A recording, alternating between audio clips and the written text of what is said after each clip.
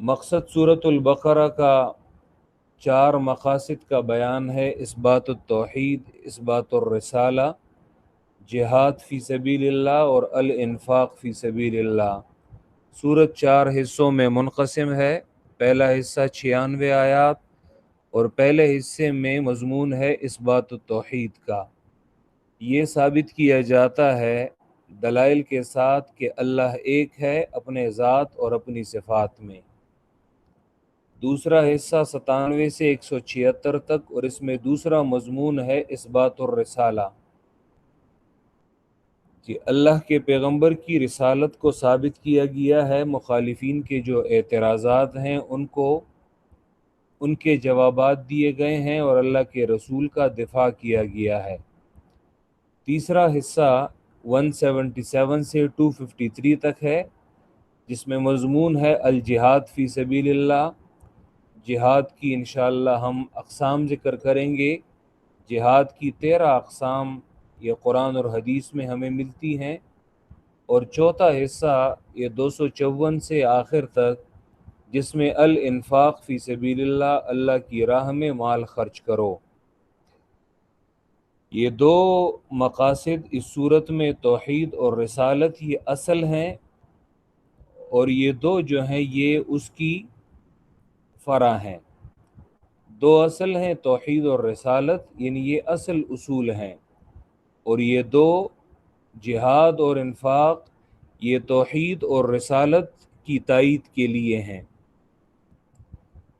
جی ہم کہتے ہیں اگر آپ سے کوئی پوچھے کہ قرآن مجید میں اہم مضامین کتنے ہیں، تو قرآن مجید میں اہم مضامین 8 ہیں۔ قرآن مجید میں اہم مضامین 8 ہیں۔ ایک مضمون توحید ہے، دوسرا مضمون رسالت ہے، تیسرا مضمون یہ اللہ کی کتاب کے بارے میں ہے، یعنی ہر زمانے میں اللہ اپنی کتاب بیچتا ہے رہنمائی کے لیے، بندوں کی رہنمائی کے لیے۔ اور چوتھا مضمون ہے آخرت۔ یہ 4 اہم مضامین ہیں، اور 4 مضامین وہ انہی کی فرع ہیں۔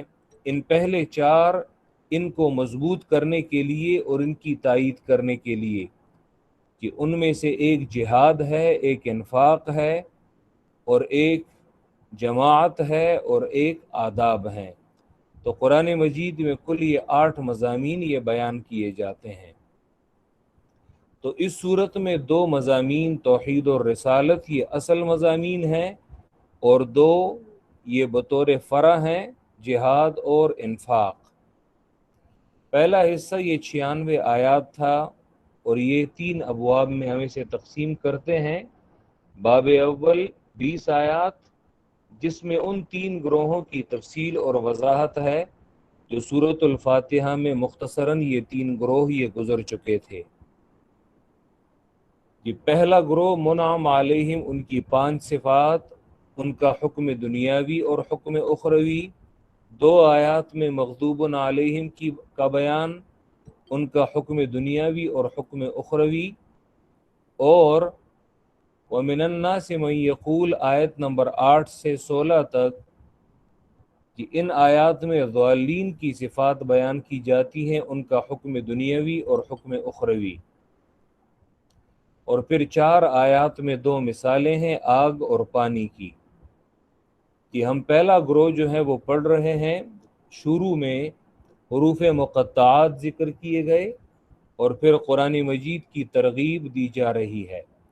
ذالک الکتاب کے بارے میں ہم نے کل ھذا اور ذالک کے بارے میں ایک قاعدہ ذکر کیا تھا، کہ عام طور پہ نحو کی کتابوں میں ھذا اور ذالک کے بارے میں یہ کہا جاتا ہے کہ ھذا اور ذالک کے ذریعے اس چیز کی طرف اشارہ کیا جاتا ہے جو آنکھوں سے نظر آنے والی چیز ہو اور انسان اسے محسوس کر سکتا ہو۔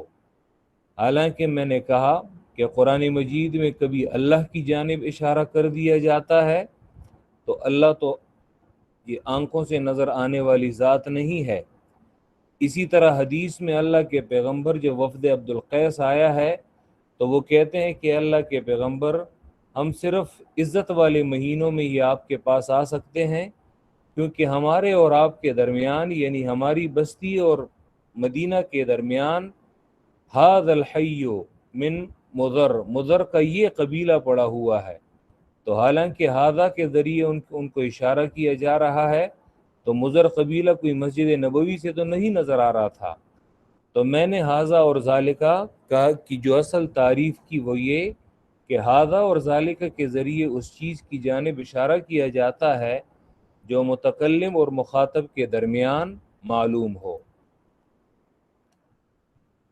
کہ آج ہم لا ریب فیہ کے حوالے سے پڑھتے ہیں، بظاہر معنی تو یہ ہے کہ شک نہیں ہے اس میں، لیکن اگر ہم اسی صورت میں آیت نمبر 23 دیکھیں، اگر آپ لوگوں کے پاس اپنا اپنا قرآن ہو تو اسی سورہ بقرہ میں، یہ ہم آیت نمبر 2 پڑھ رہے ہیں، آیت نمبر 23 اگر آپ دیکھیں، وَإِن كُنتُمْ فِي رَيْبٍ مِّمَّا نَزَّلْنَا عَلَىٰ عَبْدِنَا، اور اگر ہو تم شک میں اس کتاب سے جو ہم نے اتاری ہے اپنے بندے پر۔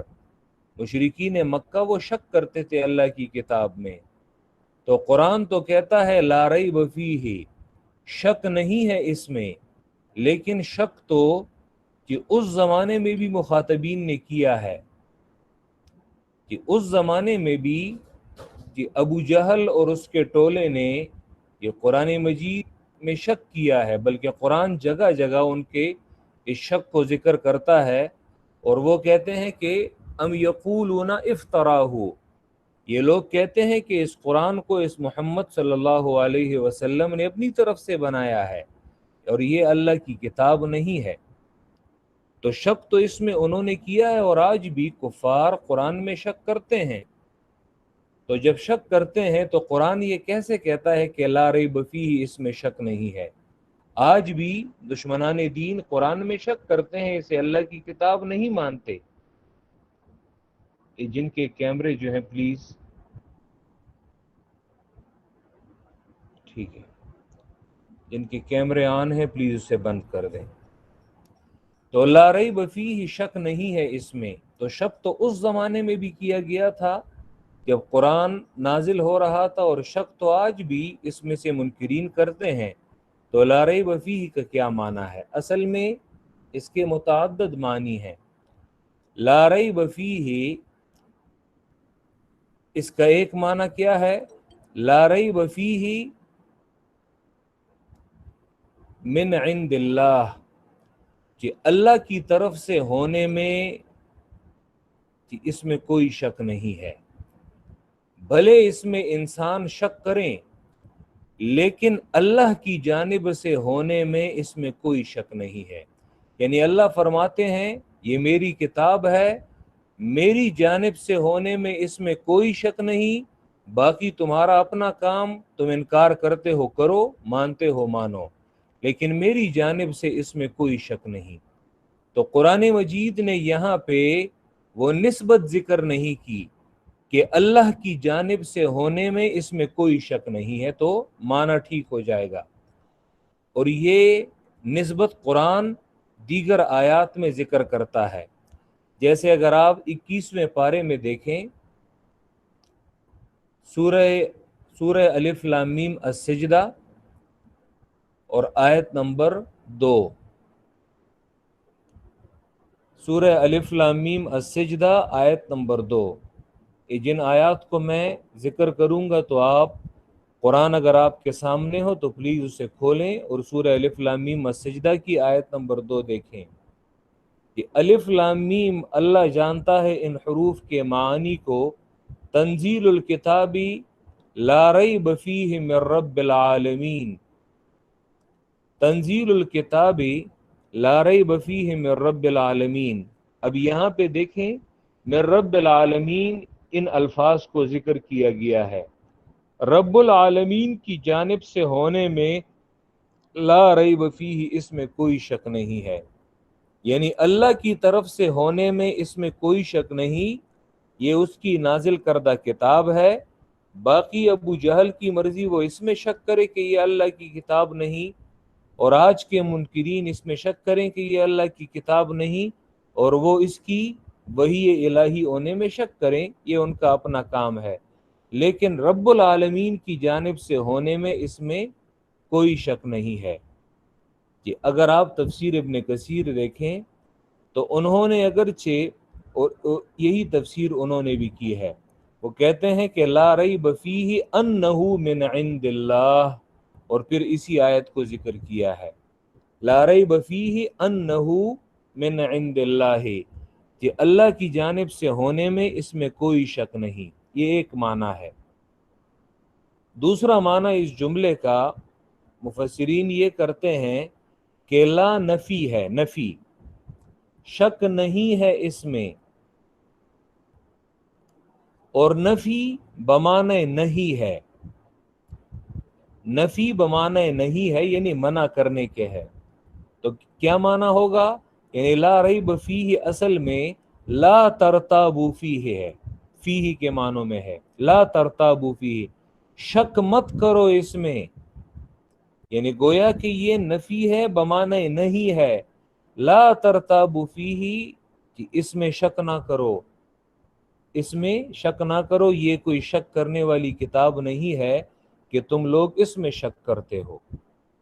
تو نفی بمعنی نہیں ہے، شک نہ کرو اس کتاب میں کہ یہ اللہ کی کتاب ہے۔ ہدی للمتقین، یہ قرآن ہدایت ہے للمتقین، پرہیزگاروں کے لیے۔ متقین تقوی سے ہے، تقوی اصل میں اپنے آپ تقوی بچنے کو کہتے ہیں۔ تو متقین وہ لوگ جو شرک سے بچتے ہیں، جو اللہ کی نافرمانی سے بچتے ہیں۔ ہم آسان معنی کرتے ہیں، ہدایت ہے پرہیزگاروں کے لیے جو کہ اللہ کی حرام سے پرہیز کرتے ہیں، شرک سے پرہیز کرتے ہیں، اور اسی طرح اللہ کی اطاعت کرتے ہیں۔ ہدی للمتقین، یہاں پہ ایک سوال آتا ہے کہ اسی سورۃ البقرہ میں آیت نمبر 185 میں آ جائے گا، شہر رمضان الذی انزل فیہ القرآن ہدی للناس، سورہ البقرہ آیت نمبر 185۔ تو قرآن مجید اس آیت میں کہتا ہے ہدی للناس، عام لوگوں کے لیے ہدایت ہے، یعنی سارے لوگوں کے لیے، اور اس صورت میں اور یہاں پہ اس آیت میں ہدی للمتقین، ہدایت ہے صرف متقین کے لیے، تقوی والوں کے لیے۔ تو ایک جگہ عام ہے اور دوسری جگہ خاص ہے، کیا مطلب ہے اس کا؟ یاد رکھیں سورہ الفاتحہ میں، کہ اگر آپ لوگوں کو یاد ہو تو میں نے اہدنا میں ہدایت کے 4 مرتبے آپ لوگوں کو بتائے تھے، اور یہ چاروں مراتب مفردات القرآن میں راغب اصفہانی نے ذکر کیے ہیں۔ ہدایت کے 4 مرتبے ہیں، ہدایت عامہ، ہدایت خاصہ، ہدایت خاص الخاص، اور ثمر ہدایت۔ یہ چاروں قرآن میں ہدایت کے الفاظ جہاں کہیں پہ آئے ہیں تو وہ ان 4 مراتب سے خالی نہیں ہیں، لا محالہ وہ ان 4 مراتب میں کوئی نہ کوئی مرتبہ وہاں پہ مراد ہوگا۔ اب یہاں پہ سورۃ البقرہ کی آیت نمبر 185 میں جو ہدی للناس کہا گیا ہے، وہاں پہ ہدایت کا دوسرا مرتبہ مراد ہے، اور دوسرا مرتبہ کیا ہے؟ دوسرا مرتبہ ہدایت کا پیغمبر کا بھیجنا اور کتاب کا بھیجنا، کتاب کے ذریعے بیان کرنا۔ تو قرآن کا پیغام عام ہے، ہدی للناس ہدایت کا دوسرا مرتبہ مراد ہے۔ پہلا مرتبہ ہدایت عامہ جو اللہ نے تمام جانداروں کو یہ ہدایت کی ہے، پرندوں کو ان کی زندگی گزارنے کا طریقہ سکھایا ہے، انسانوں کو ان کی زندگی گزارنے کا طریقہ سکھایا ہے، اسی طرح جنات، جانور تمام کو۔ ہدایت خاصہ جو دوسرا مرتبہ ہدایت ہے وہ کیا ہے؟ کہ پیغمبر کا بھیجنا اور اپنی کتاب کا نازل کرنا، اور پیغمبر اللہ کی کتاب کو وہ بیان کرتے ہیں۔ تو سورۃ البقرہ کی آیت نمبر 185 میں جو ہدی للناس ہے، قرآن کا پیغام تمام انسانیت کے لیے ہے۔ یہاں پہ ہدل للمتقین ہدایت کا تیسرا مرتبہ مراد ہے، اور وہ کیا ہے؟ تیسرا مرتبہ ہدایت کا وہ بمعنی توفیق ہے، بمعنی ثبات ہے، ثبات یعنی مضبوطی کے۔ یہاں پہ ہدایت کا تیسرا مرتبہ مراد ہے، جس کو ہم ہدایت خاص الخاص کہتے ہیں۔ تو دونوں جگہ پہ ہدایت کے علیحدہ علیحدہ مرتبے مراد ہیں، اس لیے آپس میں کوئی ٹکراؤ یا تعارض نہیں ہے۔ ہدن کے کیا معنی؟ ہدل للمتقین، مضبوطی ہے تقوی والوں کے لیے۔ ہدل للمتقین مضبوطی ہے پرہیزگاروں کے لیے۔ اور آپ اگر یہاں پہ تفاسیر دیکھیں تو وہ کہتے ہیں کہ المراد من الہدا الثبات والدوام علیہ، کہ المراد من الہدا، یہاں پہ ہدایت سے مراد کیا ہے؟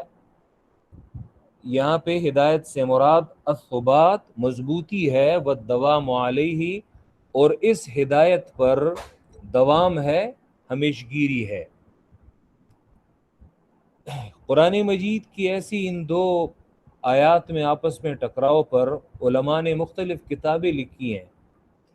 جیسے اگر آپ فتح الرحمن دیکھیں، فتح الرحمن کہ ابو زکریا الانصاری کی، تو وہ اسی طرح قرآن کی دو مختلف آیات وہ لیتے ہیں کہ بظاہر ان میں آپس میں ٹکراؤ نظر آتا ہے، لیکن پھر وہ اس کا جواب دیتے ہیں۔ اسی طرح مسائل رازی ہے، مسائل رازی، یہ امام رازی کے علاوہ ایک دوسرا عالم ہے ابو بکر رازی، انہوں نے بھی قرآن کی مختلف آیات کے درمیان ان ٹکراؤ کو دور کرنے کی کوشش کی ہے، متعارض آیات کو دور کرنے کی کوشش کی ہے۔ تو ہدل للمتقین، ہدایت کا ایک معنی مضبوطی ہے متقین کے لیے، مضبوطی ہے پرہیزگاروں کے لیے۔ دوسرا معنی ابن جریر نے کیا ہے تفسیر طبری میں کہ ہدن، ہدایت بمعنی نور ہے، ہدل للمتقین اے نور للمتقین، روشنی ہے متقین کے لیے، پرہیزگاروں کے لیے۔ کہ المتقین، تقوی، کہ قرآن مجید میں یہ لفظ یہ بہت زیادہ آئے گا، لفظ تقوی، یہ بار بار یہ لفظ متقین، متقون، اسی طرح یتقی مختلف انداز میں آئے گا۔ کہ ایک آیت ہے سورہ مائدہ میں کہ اگر آپ لوگ تقوی پر یہی سے اپنے آپ کو سمجھا لیں تو یہ اچھا رہے گا، اور انشاءاللہ پوری زندگی یہ آپ لوگوں کو فائدہ دے گا۔ سورہ مائدہ کی یہ آیت ذرا دیکھ لیں، لیس علی الذین آمنوا جناح فیما طعموا، میرے خیال میں یہ آیت نمبر 91 ہے، 93 ہے۔ سورہ مائدہ کی آیت نمبر 93 ذرا دیکھ لیں کہ اس آیت میں تقوی لفظ جو ہے یہ 3 مرتبہ آیا ہے، لفظ تقوی 3 مرتبہ آیا ہے۔ یہیں پہ تقوی کی میننگ اس آیت سے آپ لوگوں کو واضح ہو جائیں گے۔ تقوی کہتے کسے ہیں، متقی کہتے کسے ہیں؟ سورہ المائدہ آیت نمبر 93 لیس علی الذین آمنوا وعملوا الصالحات جناح فیما طعموا اذا متقوا، یہاں پہ ایک مرتبہ یہ لفظ آیا ہے اذا متقوا، پہلی مرتبہ اتقوا، وآمنوا وعملوا الصالحات ثم اتقوا، اور پھر تیسری مرتبہ وآمنوا ثم اتقوا۔ 3 مرتبہ یہ لفظ تقوی اس ایک آیت میں آیا ہے، اور یہ قرآن میں دیگر مقامات پہ نہیں ہے۔ وجہ کیا ہے؟ کہ ایک ہے تقوی کا، تقوی کہتے ہیں اپنے آپ کو بچانا، کہ ایک ہے تقوی کا ادنا مرتبہ، ادنا یعنی سب سے کم مرتبہ، ایک ہے ذرا اس سے اوپر کا مرتبہ، اور ایک ہے سب سے اعلیٰ مرتبہ۔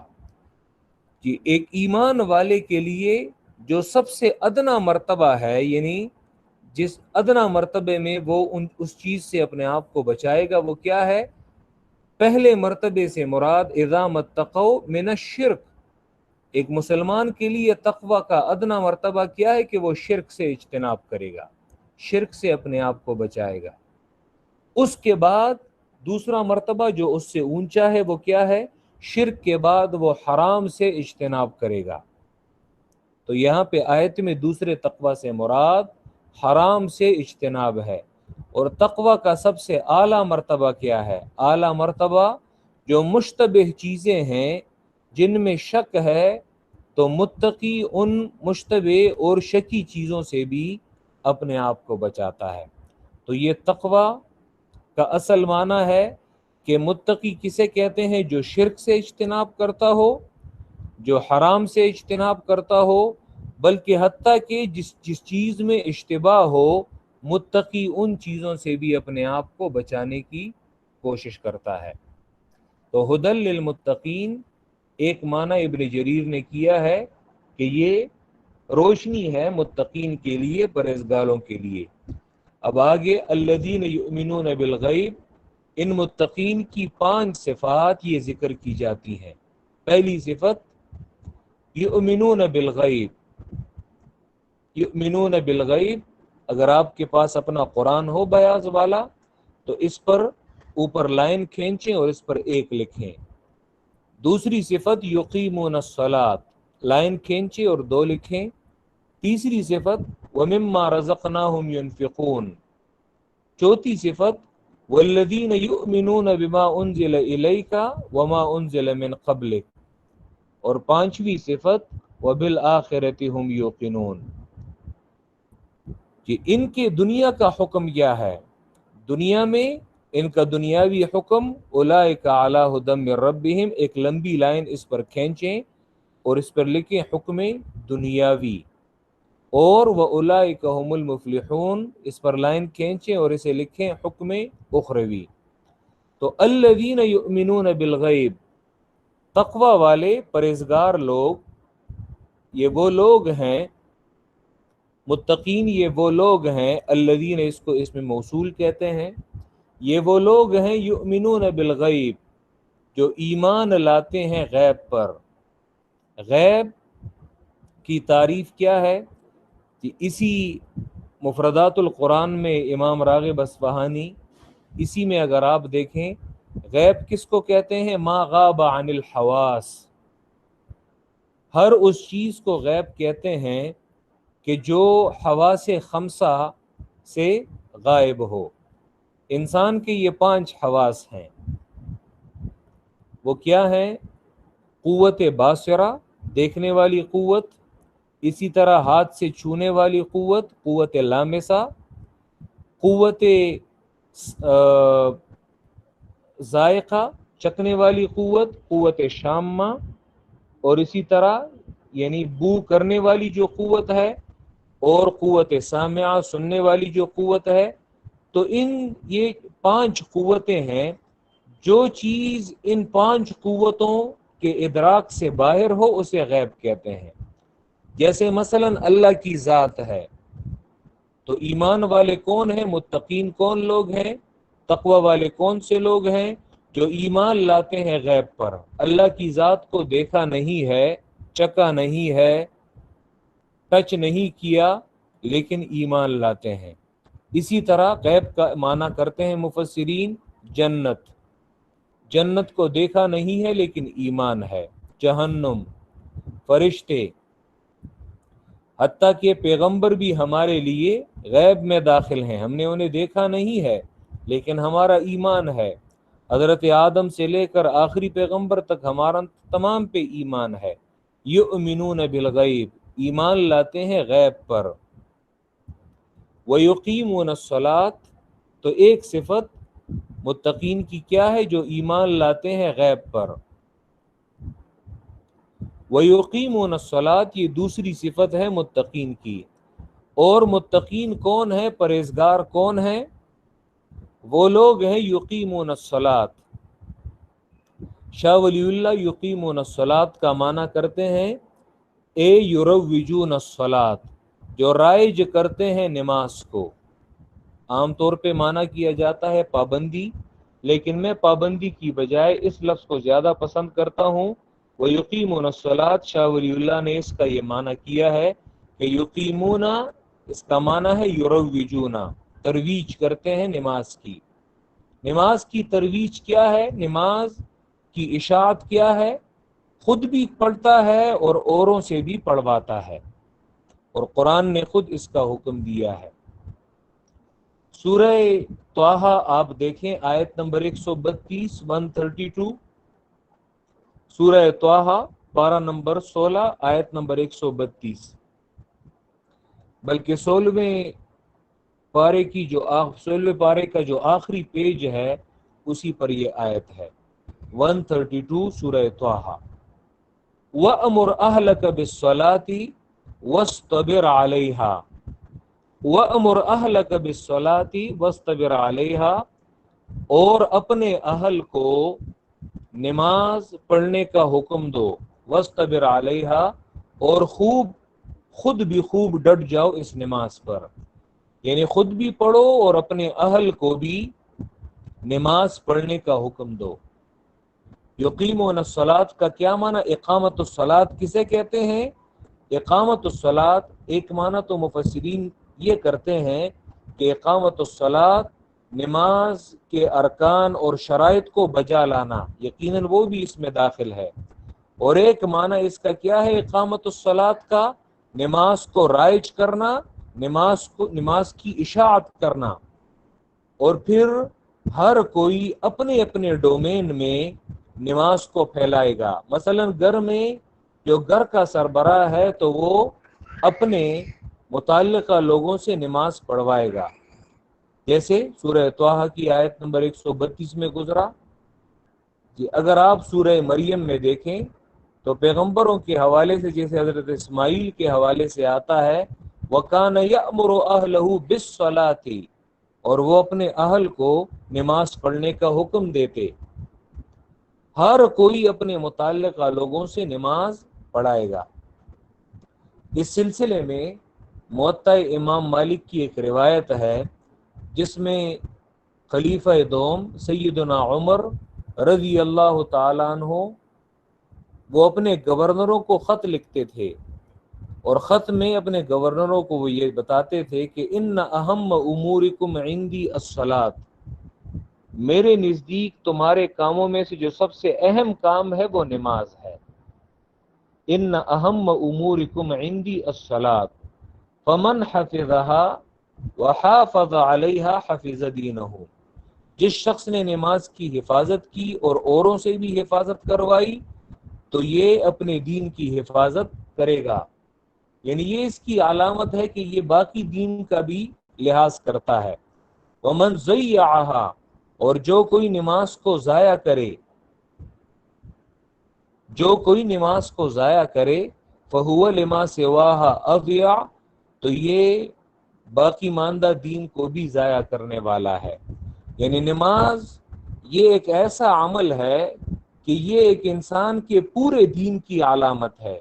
اگر آپ کسی شخص کے پورے دین کو جج کرنا چاہتے ہیں تو اس کی نماز کو دیکھیں کہ اس کی نماز، کیونکہ نماز ہی اس کے پورے دین کی ایک عکاسی، ایک پکچر ہے کہ اگر وہ نماز کی پابندی نہیں کرتا یا اسی طرح نماز کو نہیں سمجھتا، نماز کو سمجھنا اور نہ سمجھنا یہ بھی اس میں شامل ہے. نماز کو نہیں سمجھتا اس کا مطلب یہ ہے کہ یہ اور دین کی بھی پرواہ نہیں کرتا.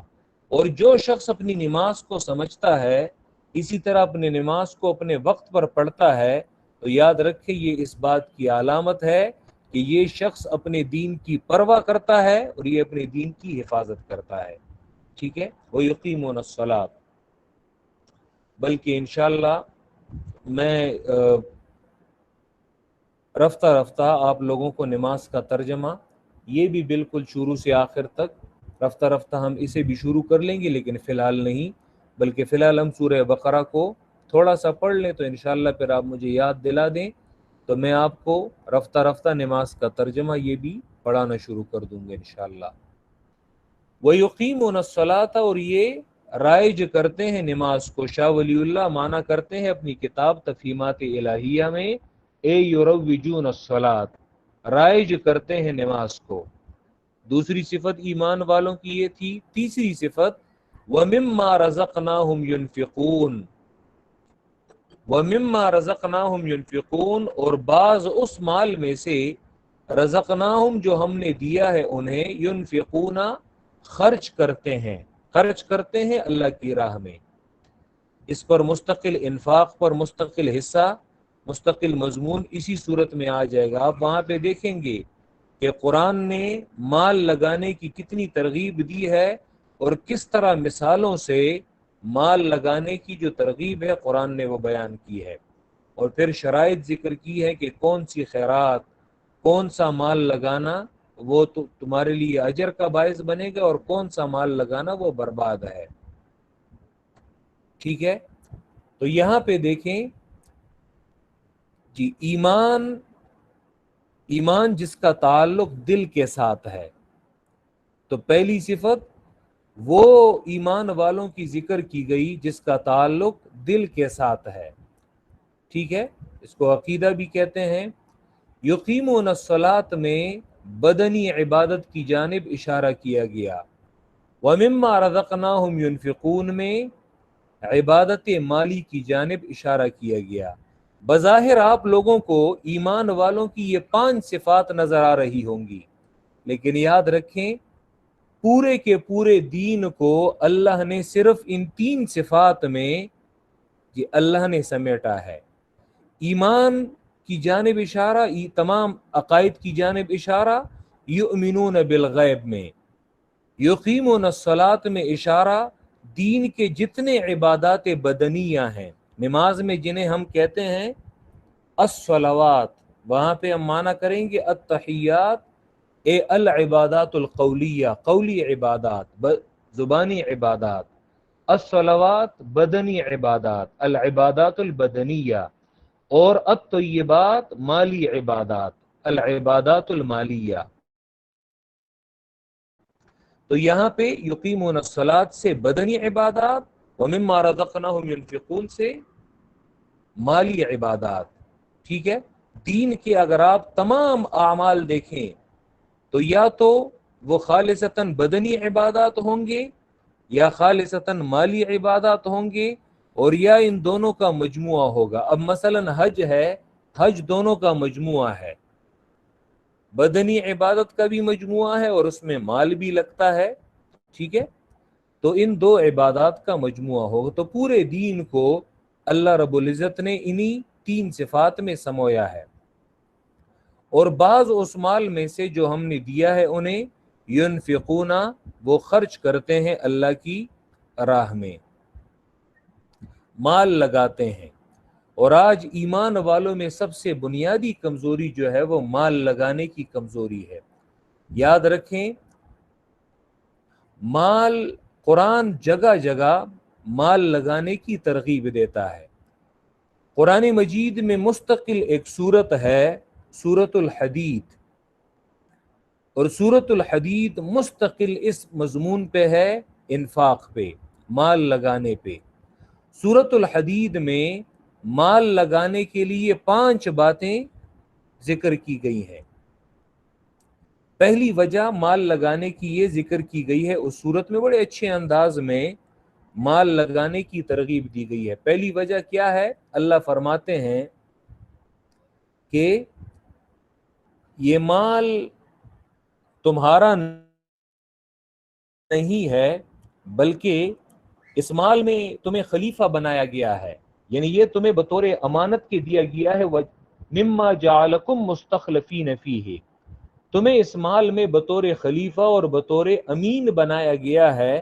اس مال کو تم خرچ کرو، اس مال کو تم لگاؤ. یہ پہلی وجہ ہے.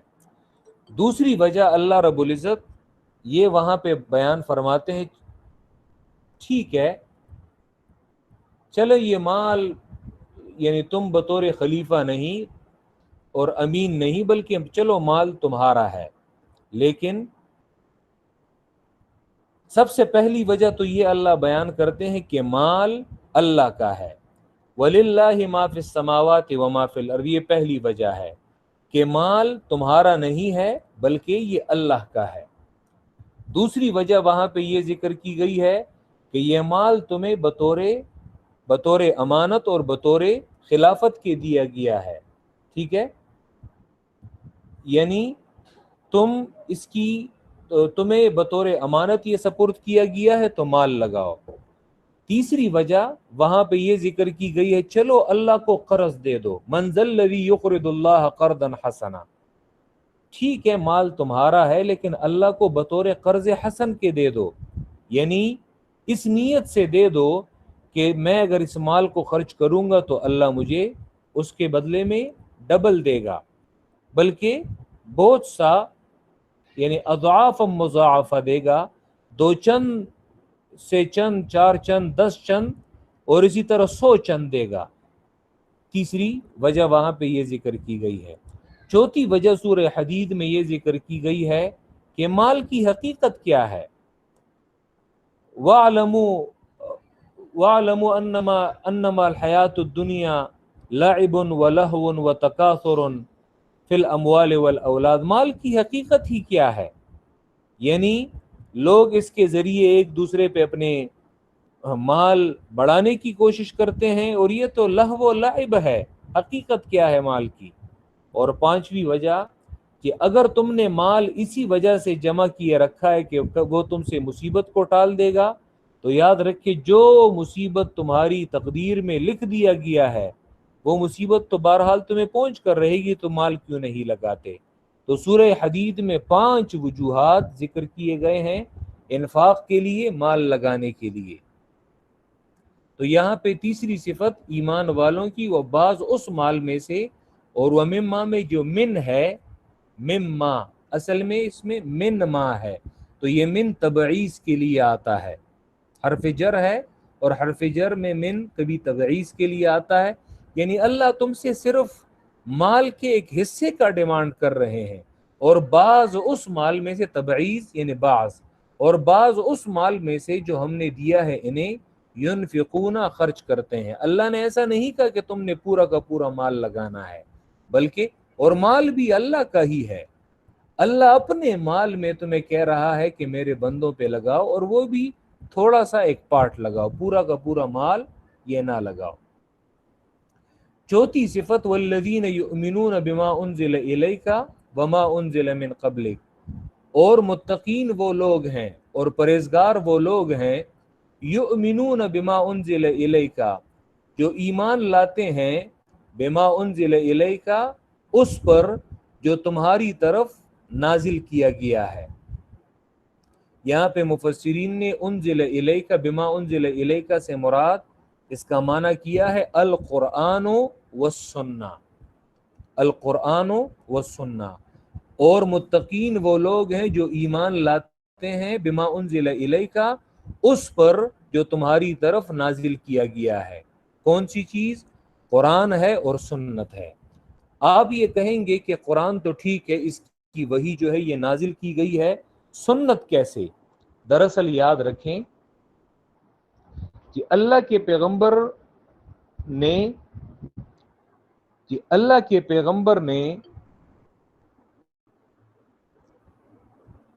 جو بھی کہا ہے، جو بھی کیا ہے، تو یاد رکھیں یہ قرآن کی تشریح ہے۔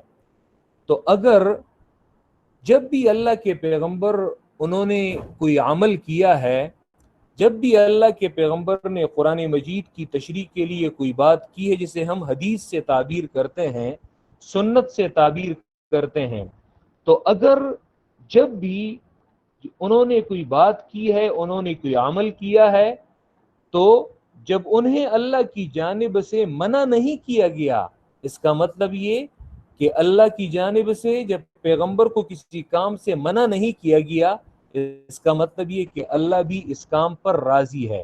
گویا کہ ایسا ہے کہ جو قول اور جو فعل اللہ کی جانب سے یعنی پیغمبر کی جانب سے کیا گیا ہے اور اللہ کی جانب سے پیغمبر کو منع نہیں کیا گیا، تو اس کا مطلب یہ کہ اللہ کی جانب سے پیغمبر کا یہ قول اور یہ فعل درست ہے۔ تو بالکل اسی طرح ہے جیسا کہ اللہ کی جانب، کیونکہ قرآن کہتا ہے پیغمبر کے بارے میں وما ينطق عن الهوى ان هو الا وحی یوحى۔ ایک تو اس کا تعلق قرآن کے ساتھ بھی ہے، اور دوسری بات یہ کہ پیغمبر ان کی زبان سے قرآن کے علاوہ بھی اگر بات نکلتی ہے تو یاد رکھیں گویا کہ وہ ایک وحی ہے جو ان کی جانب وہ کی جاتی ہے، پیغمبر اپنی خواہش سے بات نہیں کرتا۔ والذین یؤمنون بما انزل الیک، اور وہ لوگ جو ایمان لاتے ہیں اس کتاب پر جو تمہاری جانب اتارا گیا ہے، اور یا بما سے مراد اس کتاب اور سنت پر جو تمہاری جانب نازل کیا گیا ہے۔ وما انزل من قبلک، اور ایمان لاتے ہیں ما ان کتابوں پر جو تم سے پہلے اتاری گئی ہیں۔ 4 بڑی کتابیں ہیں جن میں ایک کتاب تو آخری پیغمبر پر، اس سے پہلے 3 بڑی کتابیں، اور 3 بڑی کتابوں کے علاوہ 100 صحیفے یہ نازل کیے گئے ہیں۔ ٹھیک ہے، دنیا میں کل نازل ہونے والی کتابیں یہ 104 ہیں، 100 صحائف ہیں اور 4 بڑی کتابیں ہیں۔ وما انزل من قبلک، اور ان کتابوں پر بھی ایمان رکھتے ہیں جو تم سے پہلے نازل کی گئی ہیں۔ کہ علماء یہاں پہ کہتے ہیں کہ وما انزل من قبلک، یہ آیت بھی ختم نبوت پر دلیل ہے، کیونکہ قرآن مجید آخری پیغمبر سے کہتا ہے کہ ایمان والے وہ لوگ ہیں جو آپ سے پہلے جو وحی اتاری گئی ہے ان پر ایمان لاتے ہیں، کہ اگر اللہ کے پیغمبر کے بعد کوئی وحی نازل ہونا ہوتی تو اس کے بعد یہ کہہ دیا جاتا کہ وما انزل من قبل کا، آپ سے پہلے جو وحی نازل ہوئی تھی ان پر بھی ایمان والے ایمان لاتے ہیں، اور وما ينزل من بعد کا، اور اس وحی پر بھی ایمان لاتے ہیں جو آپ کے بعد نازل ہوگی۔ لیکن وما ينزل من بعد کا اس کو نہیں کہا گیا۔ پیغمبر سے پہلے جو وحی نازل ہوئی تھی ایمان والے اس پر تو ایمان رکھتے ہیں، لیکن پیغمبر کے بعد وحی کوئی نہیں آنے والی، بلکہ آخری پیغمبر پر وحی کا سلسلہ وہ رک گیا ہے، وہ ختم ہو گیا ہے، اور یہی ختم نبوت کی دلیل ہے۔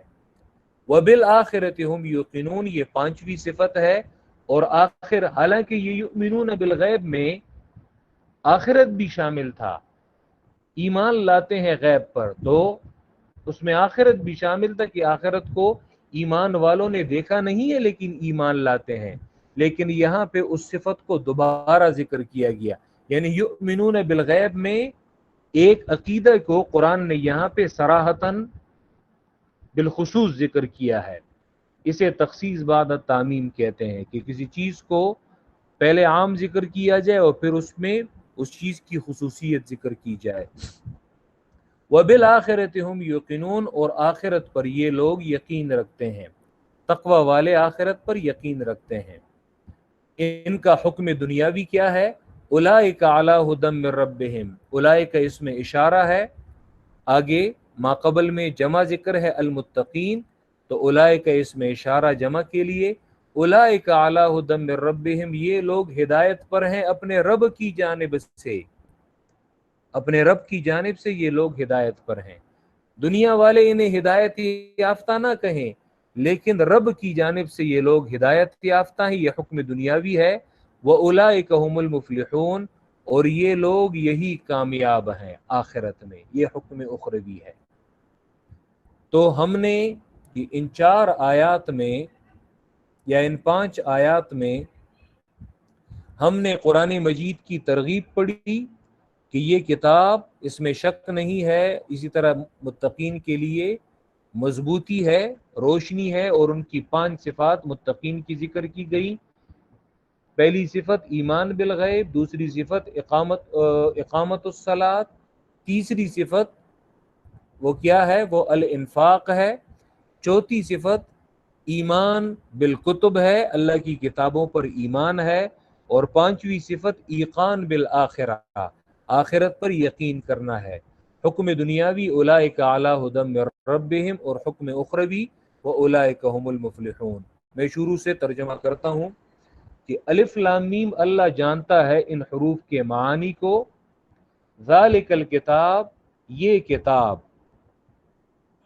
اور مفسرین کہتے ہیں کہ الکتاب میں الف لام یہ کمال کے لیے ہے، یہ کامل کتاب، ہر لحاظ سے ایک کامل کتاب ہے، یہ کامل کتاب لا ریب فیہ، شک نہیں ہے اس میں اللہ کی جانب سے ہونے میں۔ دلیل کیا ہے؟ وہ جو سورہ الف لام میم السجدہ کی آیت میں نے آپ کو بتائی کہ اللہ کی جانب سے ہونے میں اس میں کوئی شک نہیں، یا نفی بمانے نہیں ہے، شک نہ کرو اس میں، ہدی للمتقین، مضبوطی ہے پرہیزگاروں کے لیے، یعنی قرآن پرہیزگاروں کے لیے مضبوطی ہے۔ یعنی ایک شخص میں تقوی ہوگا، لیکن یاد رکھے جب تک اس کا تعلق قرآن کے ساتھ نہ ہو تو اس کا عقیدہ وہ مضبوط نہیں ہوگا۔ جب تک اس کا تعلق قرآن کے ساتھ نہ ہو اس کی عقیدے میں وہ پختگی نہیں ہوگی۔ اور یہ ہم نے دیکھا ہے، بہت سارے لوگ ایمان کا دعویٰ کرتے ہیں، لیکن جب ان پہ کوئی تکلیف آتی ہے اور ان کا تعلق قرآن کے ساتھ نہیں ہوتا تو تکلیف میں ان کا وہ عقیدہ وہ پھسل جاتے ہیں۔ لیکن جن لوگوں کا عقیدہ قرآن پر بنا ہوتا ہے اور ان کا تعلق قرآن کے ساتھ ہوتا ہے تو وہ مضبوط ہوتے ہیں۔ یا ہدن بمانے نور ہے، نور للمتقین، روشنی ہے پرہیزگاروں کے لیے۔ پرہیزگار کون لوگ ہیں؟ اور تقوی کا معنی میں نے آپ کو بتایا ہے کہ تقوی اس کے یہ 3 درجات ہیں، شرک سے اجتناب، حرام سے اجتناب اور مشتبہات سے اجتناب۔ کہ الذین یؤمنون بالغیب، متقین وہ لوگ ہیں، پرہیزگار وہ لوگ ہیں، یؤمنون بالغیب جو ایمان لاتے ہیں غیب پر، ویقیمون الصلاۃ دوسری صفت، اور رائج کرتے ہیں نماز کو، جاری کرتے ہیں نماز کو تیسری صفت، ومما رزقناہم ينفقون، اور بعض اس مال میں سے رزقناہم جو ہم نے دیا ہے انہیں، ينفقون خرچ کرتے ہیں۔ والذین یؤمنون، اور تقوی والے وہ لوگ ہیں جو ایمان لاتے ہیں، بما اس کتاب پر، انزل الیک جو آپ کی جانب اے پیغمبر اتاری گئی ہے، یعنی قرآن، وما انزل من قبلک، اور ان کتابوں پر ایمان لاتے ہیں جو اتاری گئی تھی آپ سے پہلے، تورات، زبور، انجیل، اسی طرح صحائف۔ قرآن میں صرف 2 پیغمبروں کے صحائف بالخصوص اس کی تخصیص کی گئی ہے، صحف ابراہیم و موسیٰ سورہ اعلیٰ میں، لیکن 100 صحائف ہیں، حسن بصری کی روایت میں آتا ہے۔ اور وبالآخرۃ ہم یوقنون، اور آخرت پر یہ یقین رکھتے ہیں۔ آخرت کو آخرت کیوں کہتے ہیں؟ لأنہ لا یوم بعدہ، کیونکہ آخرت کے بعد کوئی دوسرا دن جو ہے وہ آنے والا نہیں ہے، آخری دن ہے، اس کے بعد کوئی دوسرا دن ہے نہیں، تو اسی لیے اس کو یوم الآخرہ، آخری دن کہا جاتا ہے۔ وبالآخرۃ ہم یوقنون، اور آخرت پر یہی لوگ یقین کرتے ہیں، ٹھیک ہے، یعنی اس میں کوئی شک نہیں کرتے۔ حکم دنیاوی، اولئک علی ھدی من ربہم، یہ لوگ ہدایت پر ہیں، من ربہم اپنے رب کی جانب سے۔ اور حکم اخروی، و اولئک، اور یہ لوگ، ہم المفلحون، یہی کامیاب ہیں۔ تو آج ہم نے منعم علیہم کی 5 صفات پڑھی، اور شروع میں ہم نے قرآن مجید کی ترغیب وہ پڑھ لی۔ انشاءاللہ کل جو آگے 2 آیات ہیں، ان الذین کفروا 6 اور 7 میں مغضوب علیہم کی وضاحت ہے، انشاءاللہ اسے کل پڑھیں گے انشاءاللہ تعالی۔ وآخر دعوانا ان الحمد للہ رب العالمین۔